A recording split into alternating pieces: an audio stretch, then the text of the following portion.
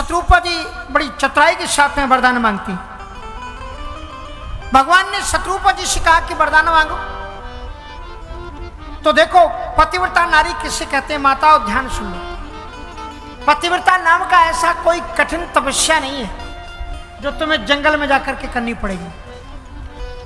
घर के परिवार के व्यवहार में ही पतिव्रता नारी का व्रत छुपा हुआ रहता है।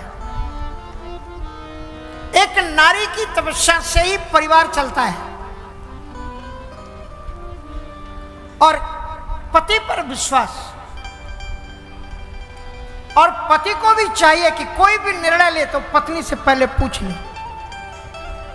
और अगर पत्नी वहां ना हो तो इतना पत्नी का प्रेमी बने कि वो उसके विचारों को बिना कहे जान जाए कि अगर वो होती जगह पर तो क्या। ये भी अच्छी बात है कि वो उनका नाम नहीं लेते, वो उनका नाम नहीं लेती।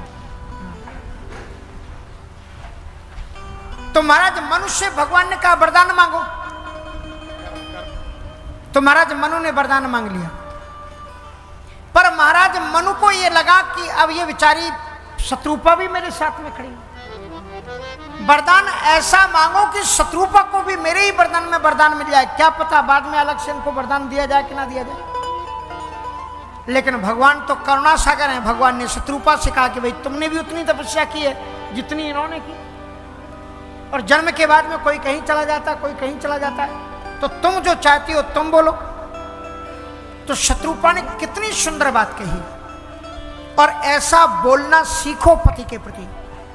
अगर पति तुम्हारे विचारों का ध्यान रखता हो, तुम्हारे सुखों का ध्यान रखता हो, तो समय समय पर पति को भी धन्यवाद दिया करो और एहसास कराया करो कि मैं जानती हूं कि तुम मेरी टेक केयर करते हो, तुम मेरा ध्यान करते हो।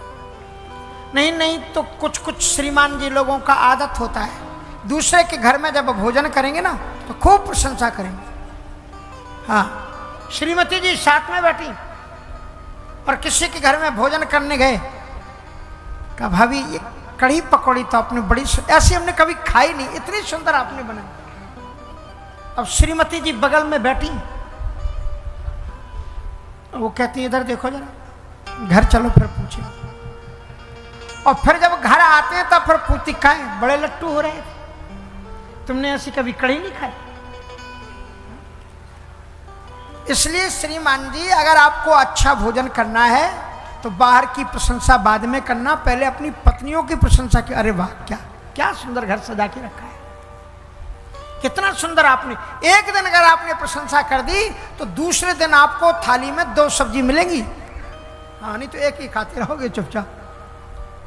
इसलिए प्रशंसा किया करो। हमको लगा कि अभी थोड़ा सा ये टाइम है तो ये बना दे, इसलिए मैंने बना।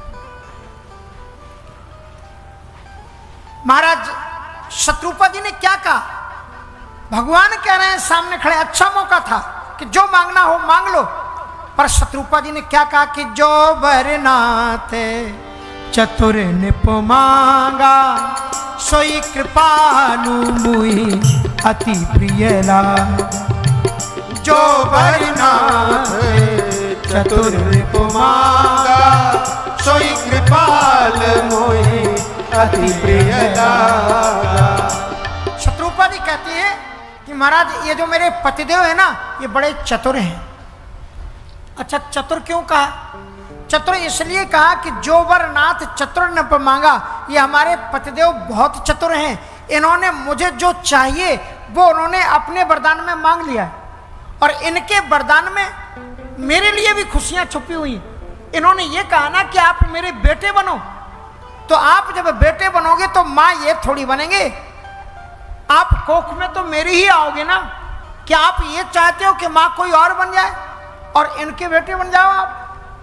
तो महाराज इन्होंने जो वरदान मांगा है इससे इन्होंने 10 गुनी अधिक खुशियां मेरे लिए मांग ली हैं, क्योंकि 9 माह कोख में आप विराजमान रहोगे।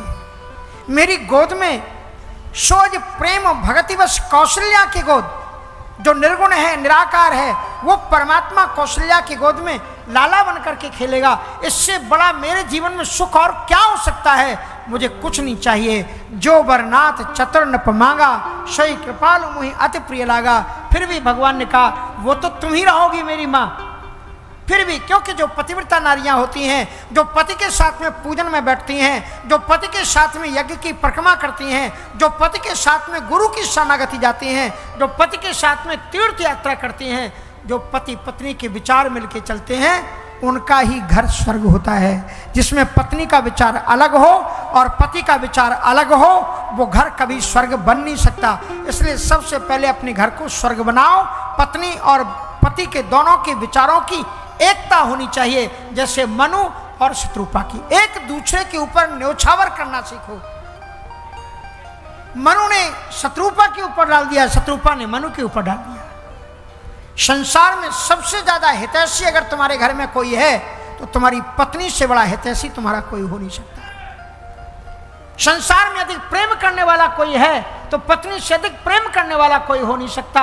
और पत्नियों को भी ये सोचना चाहिए कि जितना प्रेम, जितना हित, जितना कल्याण मेरा पति सोचेगा उतना कोई नहीं सोच सकता। इसलिए एक दूसरे के ऊपर प्रेम को न्योछावर करने से जिंदगी को हंसते और खुशते व्यतीत करते हुए सीखो। एक गीता के सिद्धांत पर एक बॉम्बे वालों ने भजन गाया है ना? बॉम्बे वालों ने एक भजन गाया है, सुना दो।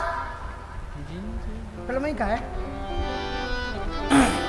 पर आप इसकी एक एक अब आप संगीत में वो याद मत करने लग जाना। फिल्म वाला तो म्यूजिक बज रहा है, इसी को आप सुनना और वो ट्यून मत देना, उसकी ट्यून बीच में मत देना, पीस में वो पीस मत बजाना जो उसमें बजाना। हाँ, तो मैं आपको ये बता रहा था कि कितना सुंदर, एक एक लाइन सुनो तो आपको लगेगा कि आप गीता सुन रहे हो। जिंदगी एक सफर है सुहाना, यहाँ कल क्या हो किसने जाना। जिंदगी एक सफर है सुहाना, यहाँ कल क्या हो किसने जाना। जिंदगी एक सफर है सुहाना, यहाँ कल क्या हो किसने जाना। जिंदगी एक सफर है सुहाना, यहाँ कल क्या हो किसने जाना।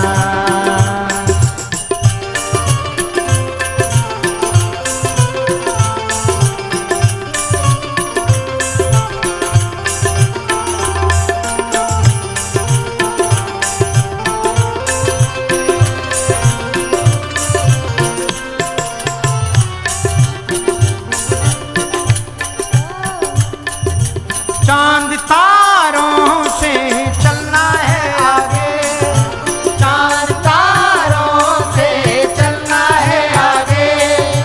जरा रामायण में देखो, भागवत में देखो, ध्रुव तारे बनकर के आज आकाश में चांद और तारे की तरह चमक रहे हैं कि नहीं। तुम भी ध्रुव बनो, प्रहलाद बनो, चांद और सूरज की तरह रोशनी को अपने जीवन में उतारो। चांद तारों से चलना है आगे, चांद तारों से चलना है आगे। आसमानों से बढ़ना है आगे, आसमानों से बढ़ना है आगे। पीछे रह जाएगा ये जमाना, यहाँ कल क्या हो किसने जाना। एक सफर है सुहाना, यहाँ कल क्या हो किसने जाना।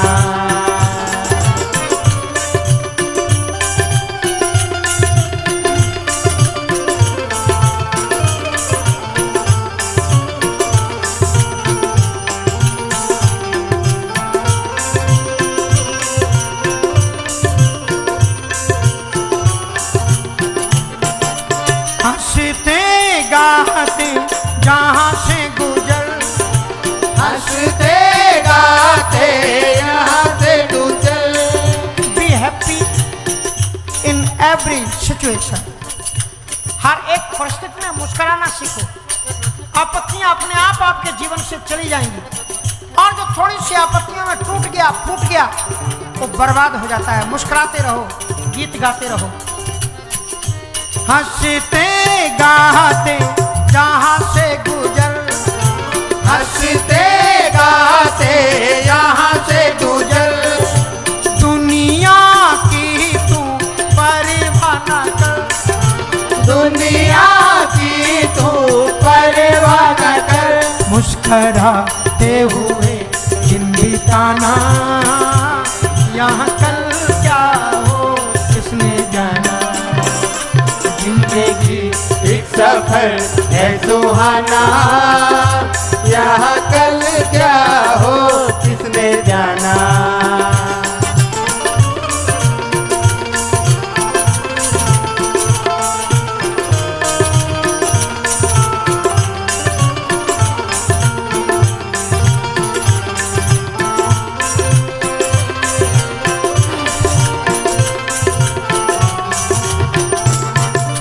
मौत आनी है आएगी एक दिन, मौत आनी है आएगी एक दिन। गीता कहती है जन्मना ही ध्रुवो मृत्युर, ध्रुवम जन्म मृतस्य च। मौत आनी है आएगी एक दिन, मौत आनी है आएगी एक दिन। जान जानी है जाएगी एक दिन, जान जानी है जाएगी एक दिन। ऐसी बातों से क्या घबराना, यहाँ कल क्या हो किसने जाना। जिंदगी एक सफर है सुहाना, यहाँ कल क्या हो किसने जाना। यहाँ कल क्या हो किसने जाना, यहाँ कल क्या हो किसने जाना। अपने जीवन को, अपने परिवार को प्यार करो, अपने बच्चों से प्यार करो, अपनी बेटी से प्यार करो, बच्चों से प्यार करो, बेटों से प्यार करो, परिवार को प्यार करो। इस संसार में और कुछ नहीं है, सब चले जाना है। शत्रुपा जी ने अपने पति को धन्यवाद दिया भगवान के सामने, कहा कि महाराज कितने महान मेरे पति हैं, इन्होंने पहले ही मेरा सुख मांग लिया है, फिर भी भगवान ने कहा वरदान मांगो। तो फिर शत्रुपा जी ने ऐसा वरदान मांगा कि मनु के कान खुल गए, आंखें खुल गई। शत्रुपा जी ने उससे भी हाई लेवल का एक वरदान मांगा, कहा जो आपके भक्त हैं, जो संत हैं, जिन्होंने घर गृहस्थी को छोड़ दिया, जिन्होंने पूरा जीवन आपके ऊपर न्यौछावर कर दिया, उनका जैसा जीवन हो, उनकी जैसी रहनी हो, उनकी जैसी करनी हो, और उनकी जैसी गति हो, और उनकी जैसी मति हो, वो मुझे मिल जाए। और एक दोहे में मांगती हैं कि सोई गति सोई मति सोई भगति, सोई निज चरण सने हो, सोई विवेक सोई रहनी प्रभु, हम ही कृपा कर दे। जैसे आपके भक्तों की मति होती है, मति मानी उनकी बुद्धि, संसार में रहते हुए भी उनकी बुद्धि संसार में नहीं रहती, आप में रहती है। ऐसी हमारी बुद्धि हो, हम कुछ भी काम करते रहें, मेरी मति मेरी बुद्धि हे ईश्वर तुम में लगी रहे। सोई मति सोई गति, और पहले रिजर्वेशन करा लिया कि संतों को जो गति मिलती है लास्ट में परम गति, वही परम गति मुझे मिले। और सोई निज चरण सने हूं, आपके चरणों में वैसा ही समय हो जैसे संतों का होता है। संत क्या काम नहीं करते, संत माताओं आपसे ज्यादा काम करते हैं, पिताओं आपसे भी ज्यादा काम करते हैं।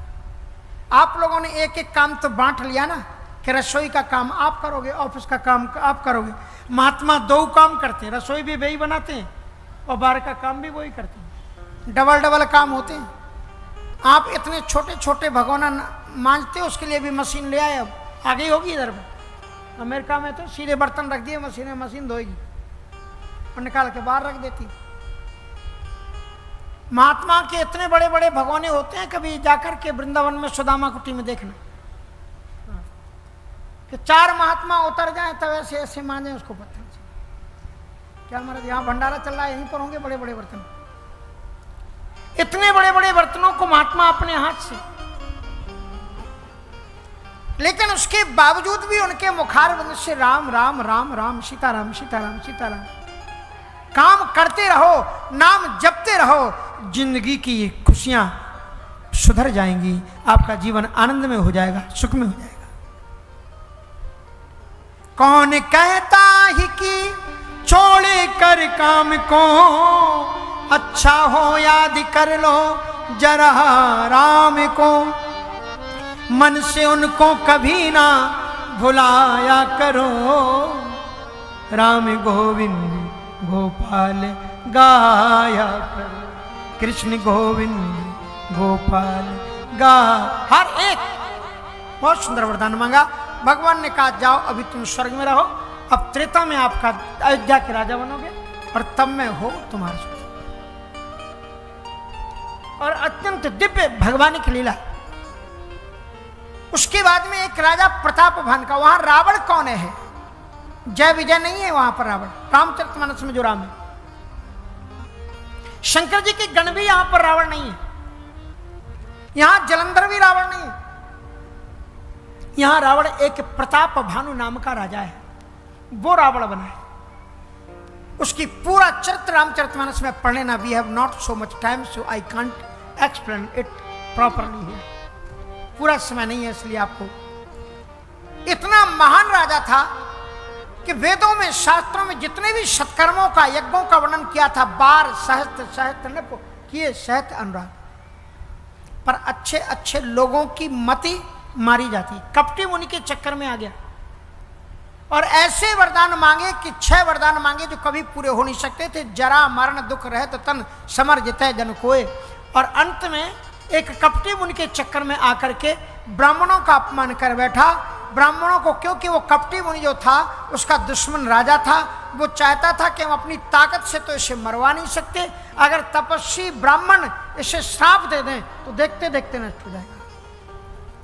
भोजन में बुलाया और सबको उसने माया मैते ही कीन रसोई और विविध मृगन कर आमिष रामधा और तेईमो विप्रमांस खलसांधा, पशुओं का मांस मिला दिया और दूसरों की छोड़ो ब्राह्मण को मार करके उसमें मांस मिला दिया।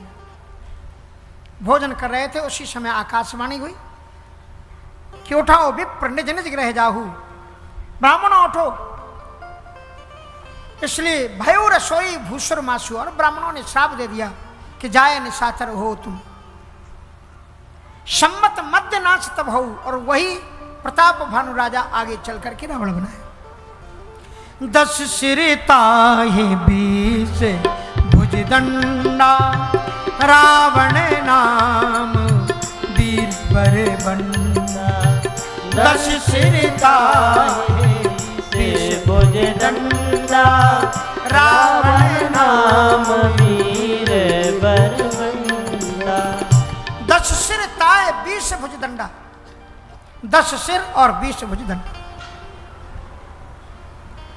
महाराज इसने ऐसी कठोर तपस्या की, भगवान प्रसन्न होकर सामने आए तो वरदान ये मांगा कि हम काहू के मराए ना मारे। भगवान ने कहा इट इज हाईली इम्पॉसिबल, धरती में जो जन्मा है जन्मना ही ध्रुव मृत्यु, उसकी मौत निश्चित है।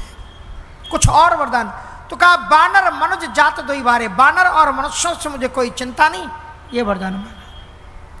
कुंभकर्ण ने कहा कि महाराज वो चाहता था कि हम 6 महीने जागें पेट भरने के लिए, तो ब्रह्मा जी ने सरस्वती को बुद्धि पर बैठाया, उसने उल्टा वरदान मांगा कि हम 6 महीने सोए और 1 दिन जागे। और गए विभीषण पास पुनि, कहि सुपुत्र वर मांगे, तेहि मांग्यू भगवंत पद, अचल अमल अनुराग। विभीषण के पास गए, कहि पुत्र वर मांगे, वरदान मांग, और ते ही मांगे भगवंत पद, अचल अमल अनुराग। रावण ने अपनी शक्ति के द्वारा संपूर्ण सेना को एकत्र किया सूर्य पर धावा बोला और उनके ऊपर भी कंट्रोल किया। यमराज को अपने अंकुश में किया। नवग्रह उसके इशारे पर चलते हैं। सूर्य तपते उसकी इच्छा से हैं, चंद्रमा चलते उसकी इच्छा से हैं, वर्षा उसकी इच्छा से होती है और रुकती उसकी इच्छा से है। अगर ईश्वर तुम्हें सामर्थ्य दे तो उस सामर्थ्य को लोक कल्याण में लगाना। जो लोग अपने धन को, बल को, वैभव को अपने अहंकार में, दुनिया को दिखावे में लगाते हैं, उनका धन नष्ट हो जाता है और उन्हें सदगति की प्राप्ति नहीं होती। रावण ने देखा मित अपना परिवार और उसने सीधी घोषणा करवाई कि यज्ञों को बंद कराओ। यज्ञों को क्यों बंद कराया जाए?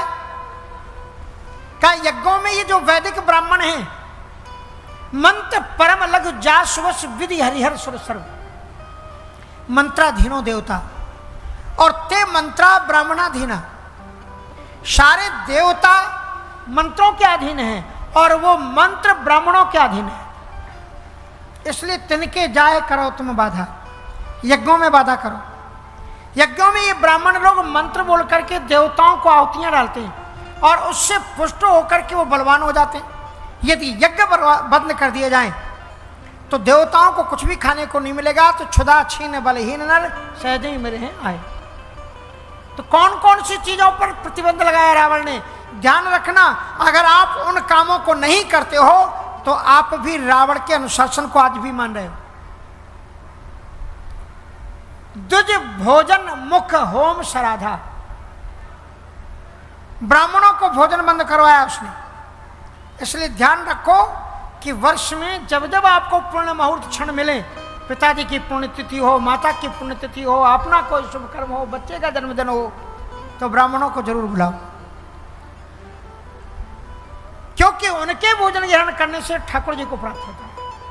ब्राह्मणों समुख मासीद बाहु राजन्या कृता। ठाकुर जी को प्रत्यक्ष खाते हुए आप नहीं देख सकते, लेकिन उनको जब सामने खिलाओगे तो आपको ठाकुर जी सामने खाते हुए आपको दिखलाई पड़ेंगे। तो उसने कहा द्विज भोजन, ब्राह्मणों का भोजन बंद करो, मख यज्ञ बंद करा दो, और श्राद्ध। श्राद्ध में क्या होता है? हमारे पितरों को प्रसाद मिलता है, भोजन मिलता है। इसलिए रावण ने इन 3 चीजों पर प्रतिबंध लगाया। द्विज भोजन, ब्राह्मणों का भोजन मत कराओ, यज्ञ मत कराओ, और श्राद्ध। ये 3 हमारी हिंदू संस्कृति के महत्वपूर्ण अंश हैं। और श्राद्ध की महिमा अगर आपको देखनी हो तो शिव महापुराण के 22वें संहिता में आप पढ़ना, श्राद्ध का कितना बड़ा